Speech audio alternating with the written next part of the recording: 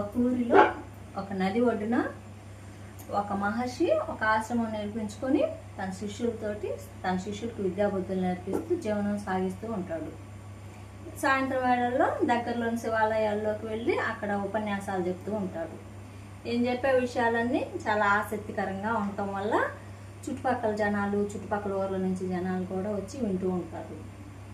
ఇలాగా రోజులు గడిచే కొద్దీ ఒకరోజు ఇట్లానే సాయంత్రం ఉపన్యాసంలో ఉండగా గురూజీ తన శిష్యులు నలుగురు ఒక అతన్ని మోసుకుంటూ వస్తారు. నలుగురు కలిసి అతని బట్టలు తడిసిపోయి ఉంటాయి.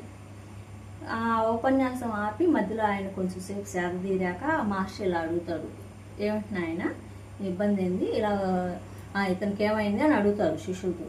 దానికి శిష్యులు నదిలో కొట్టుకుపోతుంటే మేము కాపాడి తీసుకొచ్చాం గురువు గారు అని చెప్తాడు. చెప్తే కొంచెంసేపు ఆయన్ని విశ్రాంతి తీసుకొని ఇచ్చి, ఇదిగో ఈ పండు తిన్న ఆయన అని ఒక సీతాఫలం ఇచ్చి, ఆకలిగా ఉన్నావేమో ముందు ఈ పండు తినని ఒక సీతాఫలం ఇచ్చి ఆ గురువు గారు తినమని చెప్తాడు. అతను ఆ తడి బట్టలతో ఉన్న అతను కొంచెం సర్ది తీరాక గురువు గారు ఇచ్చిన పండు ఆదుర్తాగా తింటాడు. ఆదుర్తాగా తింటూ పండ్లంతా తింటం అయిపోయాక అప్పుడు గురువుగారు అడుగుతాడు, ఎందుకు నాయన నదిలో ఎందుకు పడ్డావు అన్నట్టు అడుగుతాడు. ఎందుకు పడిపోయావు అని అడుగుతాడు. పడిపోలేస్తా గురువు గారండి, నేనే కావాలనే పడ్డాను అని అంటాడు. అతను పడ్డటం ఎందుకు పడ్డావంటే నాకు ఆదాయం లేదు, ఏం లేదు, కుటుంబాన్ని పోషించలేకపోతున్నా, తినడానికి తిండి కూడా లేదు, బతకడం చాలా కష్టంగా ఉంది, జీవితం మీద వెనక్కి వచ్చి నేనే కావాలని పడ్డా అంటాడు. అప్పుడు ఆ స్వామీజీ, ఇప్పుడు సీతాఫలం ఇచ్చా కదా, తిన్నావు కదా, నువ్వు ఆ ఫలాన్నంతా తీయటి ఫలాన్నంతా తిని గింజలు ఊసేసావు, మరి గింజలు ఎందుకు తినలేదు అని అంటాడు.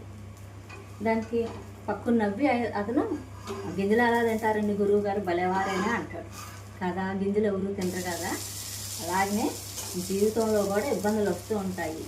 ఇప్పుడు సీతాఫలంలో గింజలు బారేసినట్టే జీవితంలోని ఇబ్బందులు తొలగించుకుంటూ జీవితం సాగించాలి, కానీ ఇలాంటి పని చేయకూడదు, ఇలా ఎప్పుడు చేయకూడదు అని చెప్తాడు. అప్పుడు అతనికి చేసిన పని ఏందో అర్థమయ్యి దండం పెట్టుకొని ఇలాంటి తప్పు ఎప్పుడు చేయను గురువు గారు అని సంతోషంగా వెళ్తాడు.